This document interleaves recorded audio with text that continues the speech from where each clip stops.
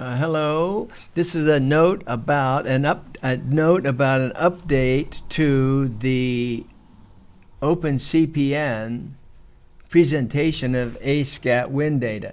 The wind data themselves, using our custom index, has been online for a long time, but the actual indexes themselves, which sort of make it all work, have not been automatically georeferenced, and they are now. So I want to do that just as a reminder here, a background on ASCAT, the scatterometer wind data from the METOP satellites from European Space Agency, is at starpath.com/ASCAT, and that will be the reference. And then this is what the typical graphic version of the data looks like, and this is what we're going to get up to date live, georeferenced onto OpenCPN in a convenient way. And so that's that. So let me start here. And to update, you've got the WeatherFacts plugin, but we want to update it to get the latest georeferencing. So the steps would be, I believe, would be here. We go to the options and plugins, then update the plugin catalog master. I would do that first, update successful, and then go to the WeatherFacts plugin, and we want to update to the latest one. That, I think that's the latest version right there. So you click that, and then here's the last two older ones, and this is the one we want at the top, and you say install. WeatherFacts installed correctly. All right. While we are here, one of the things we're going to want to do with this is compare to the model forecast. So you want to be sure that you have the GRIB plugin. It comes stock with the program, but I don't think it comes turned on. So you have to be sure to turn that on, and so we can use that. And so the GRIB icon, this GRIB plugin, this is the icon that makes it work. This is the icon that makes the WeatherFacts work. Now, if you've not installed that before and then you go and install it for the first time, these icons may not show up here, in which case just shut off the program and restart the program, and they'll show up here and you're ready to go. So I think now we're ready to go. And so these ASCAT data is the most wonderful data we have, period, in practical marine weather. It is the satellites measuring the real wind speed on the surface of the water. And but the tricky part is it's a complex data pattern. There's two satellites on opposite sides of the Earth circling once every 101 minutes or so. But they can't take data directly below the satellite, so we end up, let me look here, so we end up with the patterns that look like this. This is one satellite going by, and this swath here is the data you get, and that's one of the satellites, and that's ascending.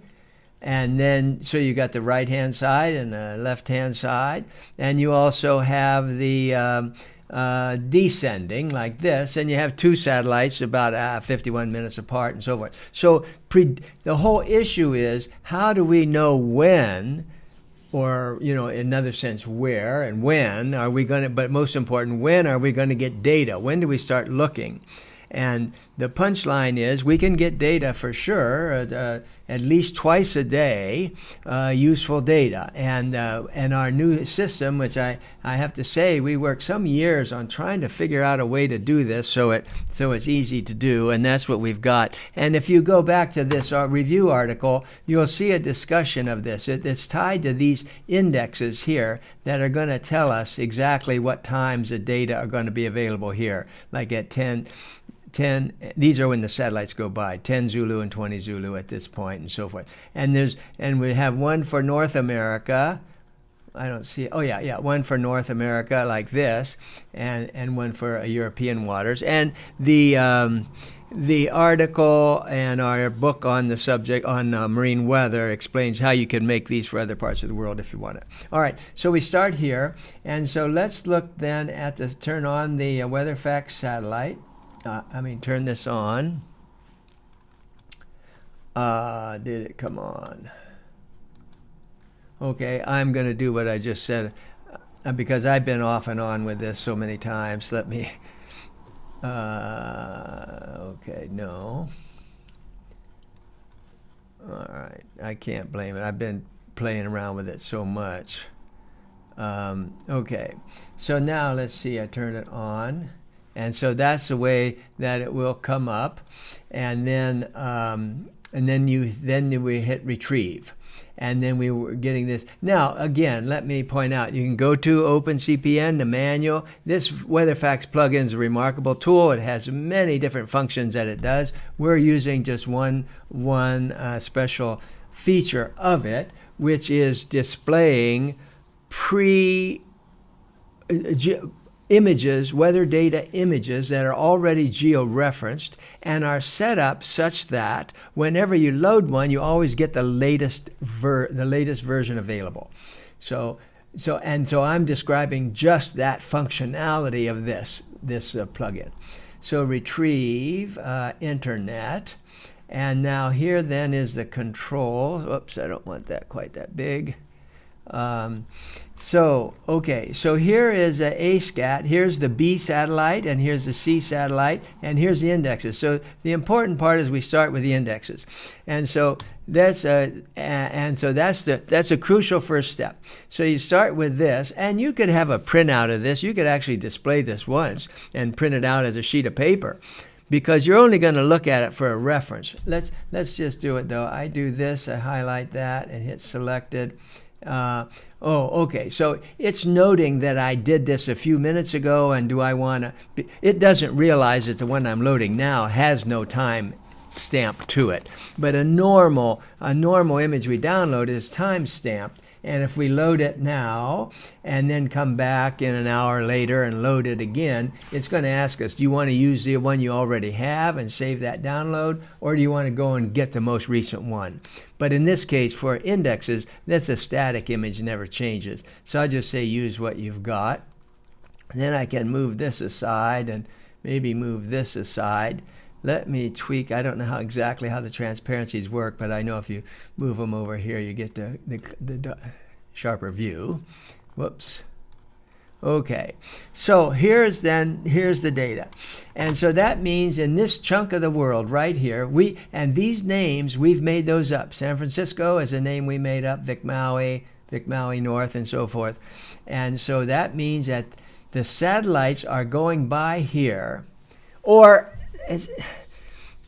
okay, that's fair enough, but the stricter or the more correct statement is that within a half an hour, but certainly within an hour, but within half an hour of 0535, there is going to be a satellite pass that has useful data for you in this region at 535. Now, the only way we're going to know exactly, because of the complexity, the only way we're going to know exactly which pass, was it ASCAT B ascending, was it ASCAT C descending? The only way we really know is we just have to download all four of them.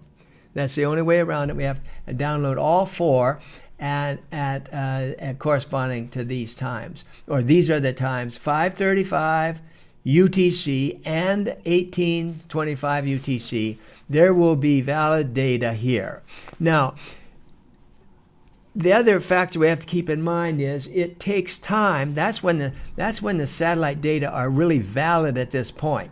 So that means if I'm going to compare this with a model prediction, I'm going to ideally be looking at the 18 Zulu model run, and then this will be like 25, 30 minutes old, but I would just interpolate the model run 30 minutes and so forth. But I would have very close to the actual model run right here, so I'm testing the surface analysis. But the delay time that it takes to compute the very complex measurements of this radar beam scattered off the surface of the waves, and then to figure out what that means the wind speed is, that takes a couple hours. So we would look for data in this region. If I want the most fresh data for this region right here, I would come back and download those 4 files, which I'm going to illustrate right now. I would download those 4 files at about 2030, excuse me, about 2030 or so. Then I'm going to have the really freshest data right here, which could be. And also, it's not like we're losing anything, because the model run that ran at 1800, they take a couple hours to process themselves. So we're getting this data from the wind satellite analysis, essentially just as fresh as we get the data from the model run, GFS, ECMWF, whatever we're using. Or we could use coastal data. We could use regional data in here. Okay, so that's the case. And so the example I'm going to look at is, and that's because, right now it's 1900. So this data here, like 1400, I'm going to stick with this, but because this is the one I tested and did some checks on, and I've downloaded the model and everything. But here you see at 1425, this data is going to have valid data at 0135 Zulu, 1425, but I would not look here. I would not go and download those 4 files. They vary in size from 20 to about 85 kilobytes each, depending on how much data they're in them. Sometimes of the 4 that we download, and I don't know what we're going to see yet till I do it, but you could get a blank picture. You could get a blank picture. And the other 3 would have good data in it. Some will have data all throughout it. The only way to do is, you've got this tool now, you can go in and play with this and just find out for any part of the world, wherever you live or wherever you want to look at, what the real live winds are on the surface of the ocean, and you know when to look. Now, if I come back here at like this 1425, and I can get that data as early as 1630, 1625, something like that. So then if I get it, it would be 2 hours, the data would be 2 hours old. But I can't do better than 2 hours old with any data, except maybe some buoys. You can tap into some buoys. More fresh than that. But you won't get any model or any other data any quicker. But if I come back, 4 hours later, then I'm looking at data 4 hours old. Okay, so that's what we're going to do. So all I wanted from this picture here, from this image, is what time to look. And I'm going to look in like down here, this area here. I think maybe Bermuda may be in here. I don't know. What we call Carib North. This is file number 87. And the data is going to be valid at 14:15, and about plus or minus a half hour, or at most over an hour. Something like that is when that data is going to be valid. Before we do that, let me just show you what the European one looks like. Let's see, where would I do that? I would come over here. And retrieve internet.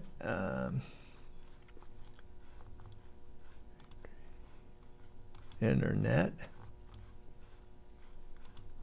indexes. I've already got it. I'm sorry. Down here, indexes. Here's the European one, and then I could look at that one if I wanted to. And then there, for our friends in Europe, this is what your index would look like. And again, if you want to, you just print that screen, or go to our ASCAT article where it's a high resolution, and print that picture and put it in your logbook. Then you don't even have to look at this. But you do have to know this is the key to making all this stuff efficient and work well. All right, so that works. So this is now the North American index. I'm going to delete this one out of here. Okay, so here's the one we want. And, I've got to load it again, I guess. Load it. Yes. Okay. I did the Europe. I'm sorry. I want the North American one. Okay, selected, go. Okay, yes, use this. Okay.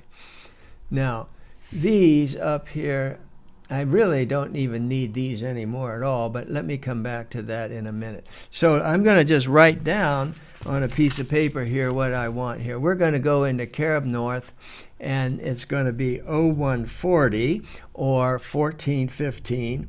And right now it's like 1900.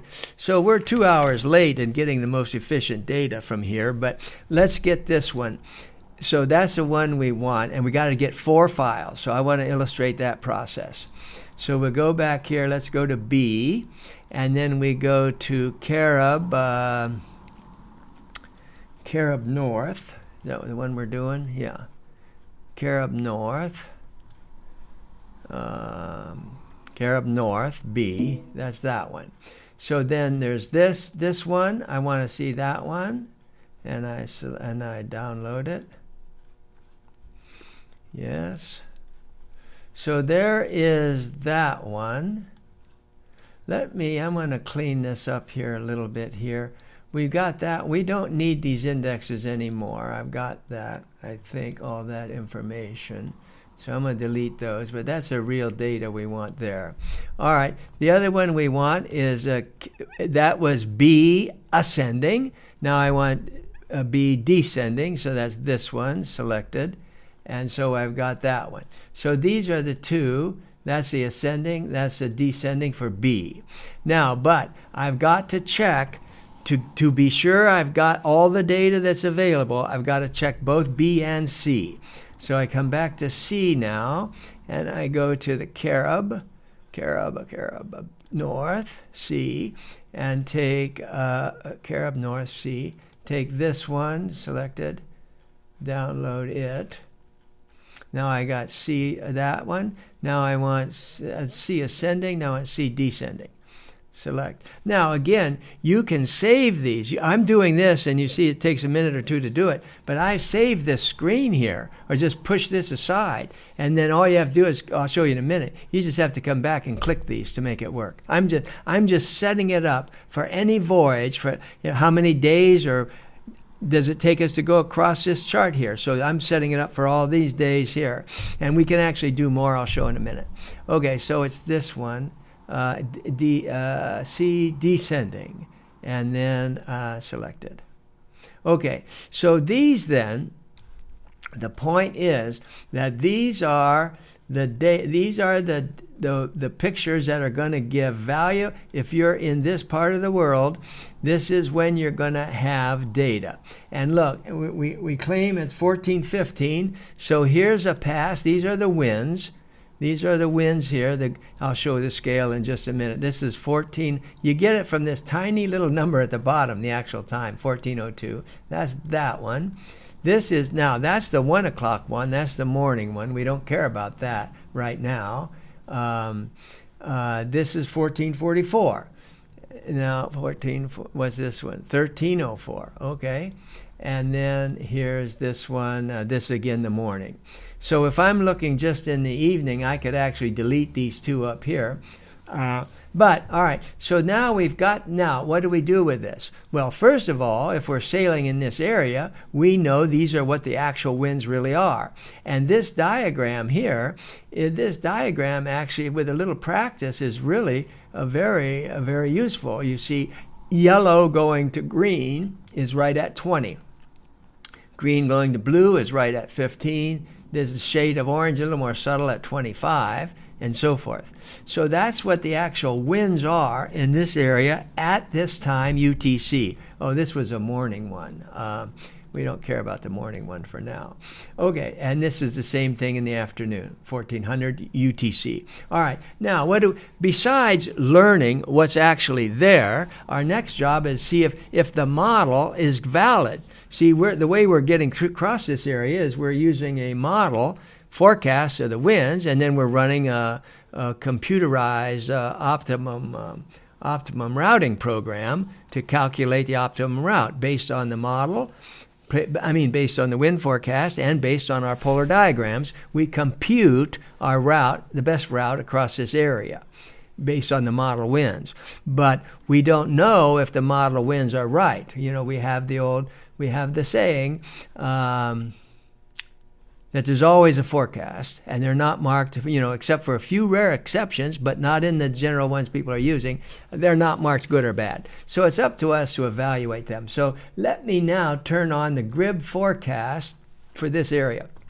Now, I'm not going to set this up, but I just went in and downloaded, this is a GFS model, and this GFS model ran at 12 o'clock because I was looking at the 1400 data.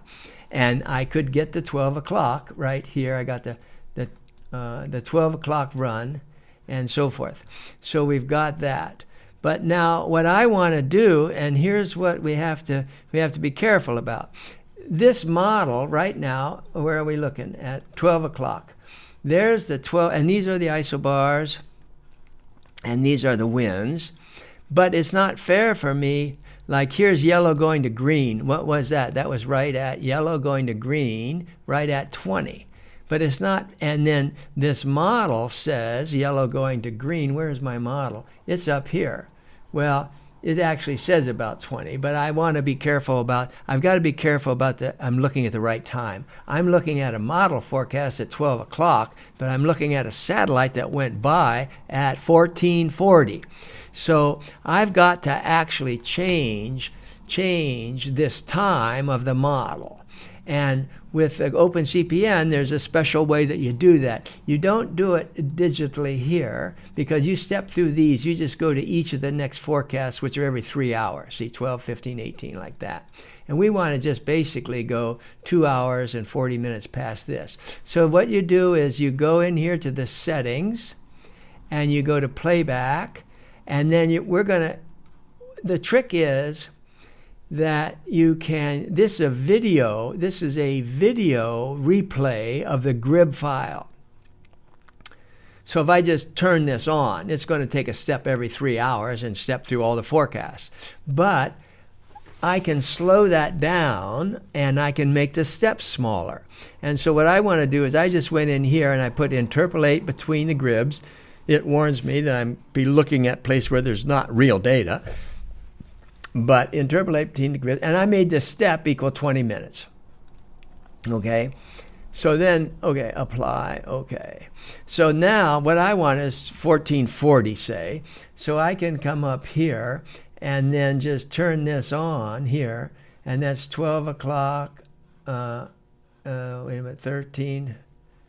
Let me stop there, 14. Okay, I'm turning on. 1440, stop. Okay, so now I'm viewing the model forecast at 1440, exactly the time the satellite was there. Now I can go in and see how this model compares. First of all, right off the bat, I see that the directions of the winds are remarkably good, right? You see, keep in mind, this dark lines and these little brown wind barbs, that's a model forecast. GFS model forecast. What we see underneath here in these colors and these barbs, these are the real wind on the ocean. So you see this model is doing very well. This where it goes green to blue, see now this marks at 20, but remember this barb, these two barbs like this where it have a feather with two barbs, that means nominal 20, which means it's anywhere between 17.5 to 22.5. So what's it actually say? See, if I look up here, can you see my here? This is where you read the wind. And you see when I'm here, let's see, is it going? Well, it is 20. So this is changing. Look at this. It's changing to 20 exactly where it's supposed to. Up here, we got more wind. Here's 25 knots, 26 knots, and so forth. So you see, all right, so we've made that comparison with this picture, but we can also go in to say this picture. Which one is it? No, that's the wrong time. Okay, so here's the other place we had data. So we have another case, but now what time is this one? This is 14:02. All right, so I should go back a little bit. 1400. Okay, so now I've set the time to match this past 1400, and I can do the same thing. Now, what is of this turns out I didn't find, or I actually didn't look for a global picture of where the model does not agree. That's always the more, well, both are valuable. It's valuable to know the model agrees. It's equally important to know when it doesn't agree. And that what was found out in the last Transpac race was a very interesting case where you could look in the ASCAT and see this tremendous hole in the wind, just a blank hole with no wind. And but that did not show up in any of the model forecasts. So that's a gold mine discovery if you're a tactician in a race to learn something like that. And when there is a front, when there's a front laying across here, then you will see with the ASCAT exactly where the front is. You know, the model will have the front, well, they don't show fronts, but they'll show a big kink in the isobars or something like that.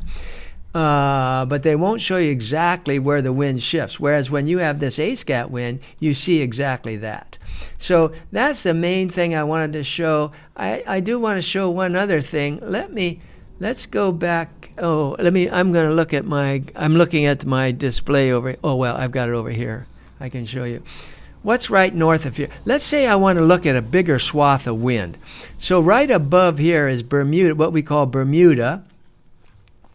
And if I want to see a bigger swath of wind, I want to look at the same, what am I looking at here? I'm looking at C descending. C descending. So what I would come back here is go to Bermuda, what we call Bermuda C, Bermuda C descending, and then look at that one. Okay, so that's Bermuda C descending. Let me see what. Okay, so what I want to do is I want to look at Bermuda C descending, and then what am I doing? Holding the control key down, and Carib N C. Oh, it's this one. C descending, Caribs. Okay, like that. And then, oh yeah, there they are. See, then you're seeing a broader, depending on what you want to do. But you can turn this on. Oh, look at this. Well, this is the middle of a high here, 24, 20, 28. This is the middle of a high. But look. If you have the model, and you see kind of fluky winds around here with the model forecasts, but, do I have the right times? Always check the 1400, okay, yeah. But you see the beauty of what you've got here. First of all, when it starts getting fluky like that, the wind direction wasn't right. The model has this area out of the north. You see, and it's really still a little bit tilted over this way and so forth. So this is like real information, a real snapshot of what's going on inside of that high at 1400. Okay, I'm going to stop there. This is a brand new, the thing that's new, the thing that's new is the way that you can see and never lose track of our indexes that show when to look for the data. Okay, I'll stop there.